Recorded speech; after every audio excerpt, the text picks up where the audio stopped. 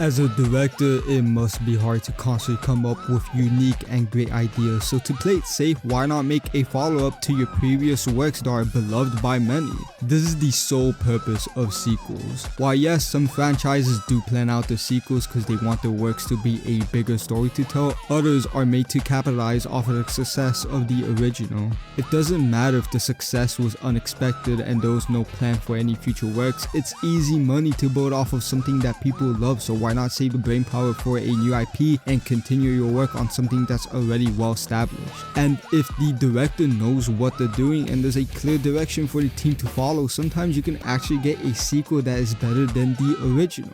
Now, does this mean every movie, show, or game should have a sequel? Quick answer is no. Joker was a really good movie that I thought brilliantly built up Joker as an underdog, someone who was misunderstood by, can't believe I'm saying this, society, then later on taken more serious when he showed the world his hilarious joke. So in the sequel, what they did to build onto this amazing character was to bring him down. Shut the fuck up. Get his fucking rags off.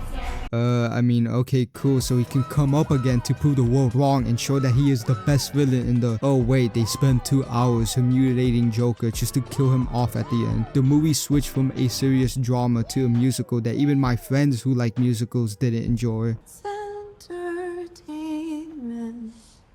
I don't want to sing anymore. Everyone absolutely hated this movie and it was one of the biggest box office failures of 2024, and the whole idea and concept for this movie wasn't written by a group of smart writers, but it apparently came from a dream that the main actor had. Sequels to me can only do 2 things: be good or bad. Now of course some can just be slightly underwhelming and not as much as a disaster as Joker 2, but if a sequel doesn't improve on much or do equally as good as the original, it will disappoint some people. But here's the thing, when you watch a sequel for a movie, you just expect the movie to continue off where the last ended and have a better story to tell. But for game sequels though, there's a lot of things to account for, like the gameplay, story, setting, quality of life changes, polish, community, and etc. So to make it simple for this video, I made the 3 tiers of what makes a good video game sequel, so we can not only talk shit about some pretty bad games but also appreciate the good sequels as well. Also, I'll be using Saints Row 2 as an example of what makes a good video game sequel, since that game is fire as fuck, and at the end maybe I'll show you guys another cool sequel, so maybe stick around if you want to see that.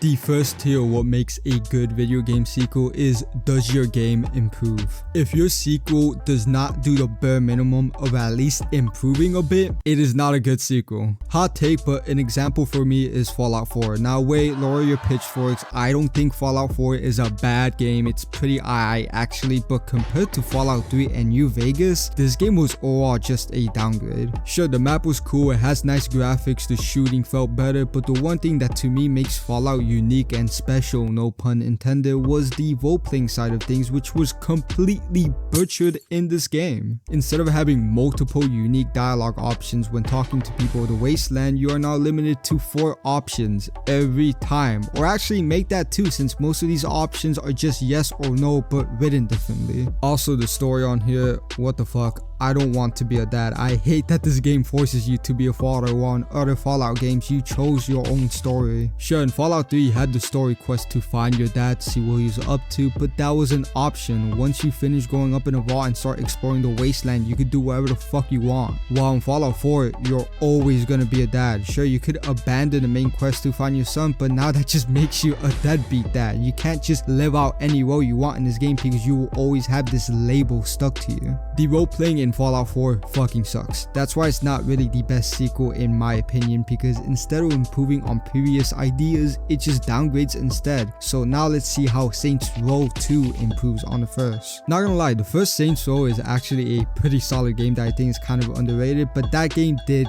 come with its flaws. Getting money in that game wasn't really that hard, but items like ammo were pretty expensive, so I found myself using my pistol and SMG most of the time to save money on ammo.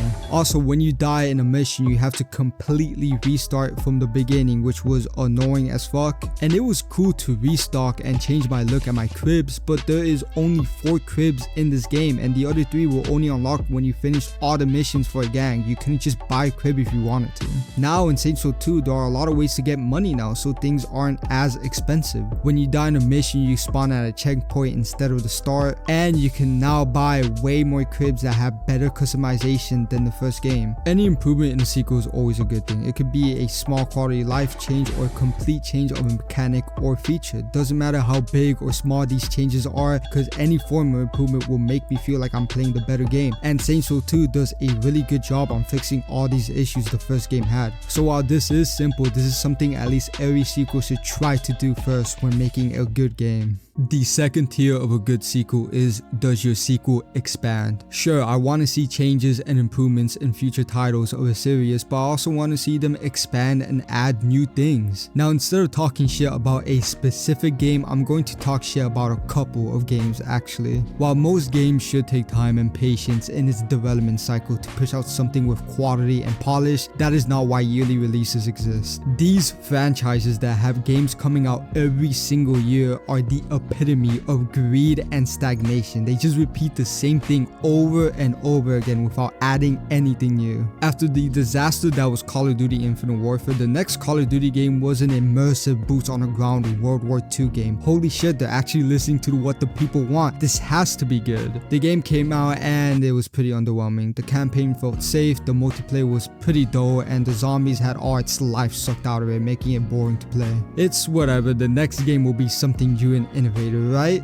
Oh, it's another Black Ops game. At least they removed the jetpacks, but no campaign, a shitty battle royale mode, a badly designed multiplayer, and the zombies. Okay, the zombies are actually kind of neat here, but still, that's really it? Thankfully though, next year they rebooted Modern Warfare, and as sweaty as it is now, when it first came out, it was such a breath of fresh air. It felt immersive, grounded, and realistic. I wonder how they will push the boundaries after this with future titles. Oh, another Black Ops game, but it takes place in Cold War, and hey, the campaign is pretty good, the zombies was aight, and the multiplayer honestly felt the same as the last game, but not a bad game overall. Let's just hope they can innovate again with the next. Oh, another World War II game that sucks. Another Modern Warfare game, then the year after another Modern Warfare game, but this time it really sucks. Okay, hopefully the next game is something new, right? Black Ops 6.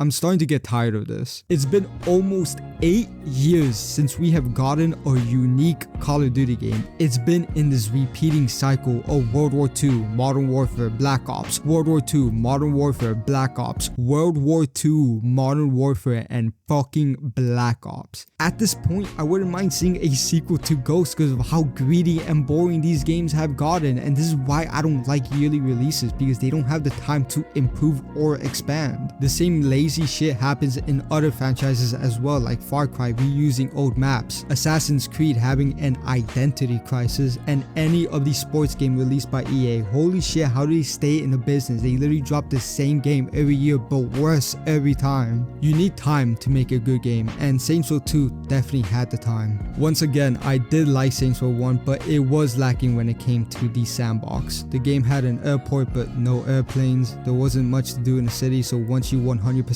everything, that's really it. And there wasn't a lot of customization, so it was a little hard to have a personality in that game. So that's why in the sequel they decided to add a lot of shit like new vehicles, including boats, bikes, and planes, which adds so much dynamic to the game and opens up a lot of new fun possibilities. Instead of just doing missions and activities, there are a lot more interesting mini games you can do, like drive a taxi, join a fight club, become a cop, and use your god complex to beat innocent civilians. Oh yeah, and you could flash people. Sure, this game still revolves itself around the missions and activities, but there's a lot more to do than just that, so even when you finish everything, you still have reasons to play this game. And finally, they one-upped themselves with the amount of customization in this game, which I actually want to save for the last tier of this video. Speaking about last tier, there is one thing that separates a sequel from being pretty good or decent from being a classic, and that is, does your sequel innovate? Spider-Man. for PS4, not whatever the fuck this is. While it isn't a perfect game, had such a good fucking story which was backed up with fun combat and realistic web slinging that in the word of every game reviewer alive, you just felt like Spider-Man. There were some things to improve, like some of the shitty missions and a lack of things to do in the open world map, but no doubt for the sequel they're gonna go balls out fixing every issue the game had, and with Miles Morales they did just that. Oh wait, this was just a spin-off that had a weaker, shorter story, same exact map and slight changes to gameplay. Okay fine, we can let this slide, but now we got the actual sequel coming out and it looks pretty promising. And with the first impressions on this game, everything looks like a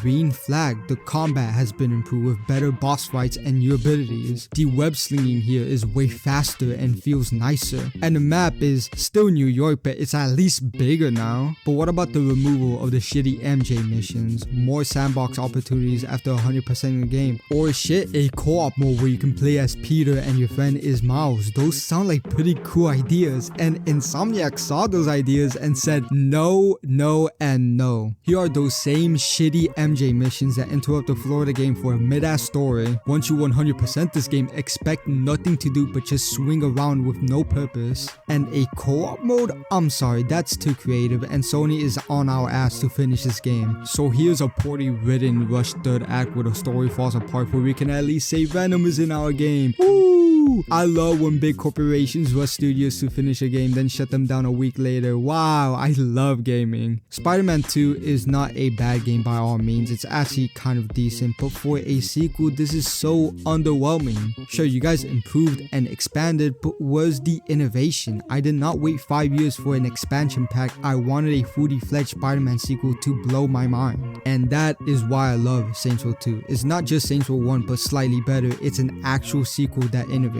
Unlike Spider-Man 2, the map here has so many sandbox opportunities that even if you 100% everything, you can still do fun things like be a taxi driver, fuck around with the stupid silly AI, do crazy stunt jumps, and many more little things. Sure, I didn't 100% this game and check out all the activities to do, but that's just because of the lack of time I have. If I was a certified gooner, damn well I'm gonna be gambling all day in Saints Row. Also, the customization in this game for its time is pretty fucking impressive. You're telling me I can change my character's voice, fighting style, the color on clothes, and make my character look like this? How does this GTA clone that has flashing and collecting hookers as minigames have more customization than Cyberpunk 2077, a role-playing game that tries to immerse you in a serious futuristic world? Saints Row 2 gives you the tools to create your own fun experience with its expansive sandbox and its deep but fun customization. It does everything a sequel should do, from just simply improving things to actually being able to compete with GTA for its amount of innovation. But Luminate, Saints Row 2 is kind of silly and doesn't take itself serious. Are there any other sequels you can use this 3-step process on? Of course, viewer who does not exist and didn't say that at all, you can use these exact 3 steps to see what sequels are good or bad. For example, let's use it on Titanfall 2.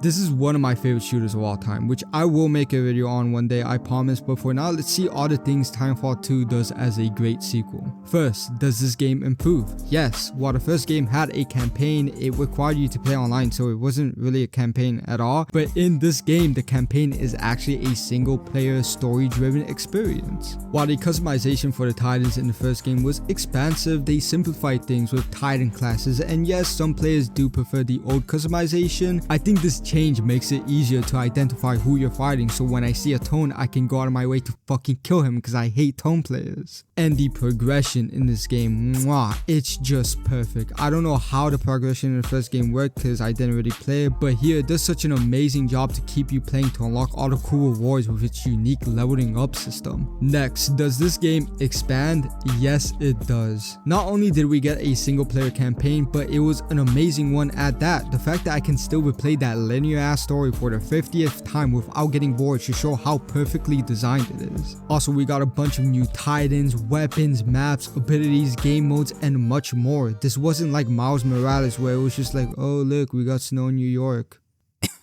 They actually added a bunch of shit to keep players entertained with fresh new gameplay. And lastly, does this game innovate? Yes, it fucking does. Just the movement alone in this game set trends in shooters down the line with games like Doom Eternal and Ultra Kill that focus on fast combat. Titanfall 2 also showed how interesting and fun a single player story can be. Not everything needs to be online only nowadays. The cosmetics also didn't feel greedy, and while we still get shit monetization till this day, Titanfall 2 stands out like an angel for treating its players right. And even Call of Duty, the biggest name in the shooter genre, tried to get a piece of that space action, which didn't work out too well for them. But yeah, you can use this 3-step process on any sequel to see how great or garbage that game really is. So yeah, I really hope y'all enjoyed this video, and if you would like to see more game type essay videos, leave a like and subscribe for more. In the description there are links to my Twitch and backlog, and if you raid Shadow Legends, please reach me in my email. I will sell myself just for $2. So yeah, that's my video. Thanks for sticking around.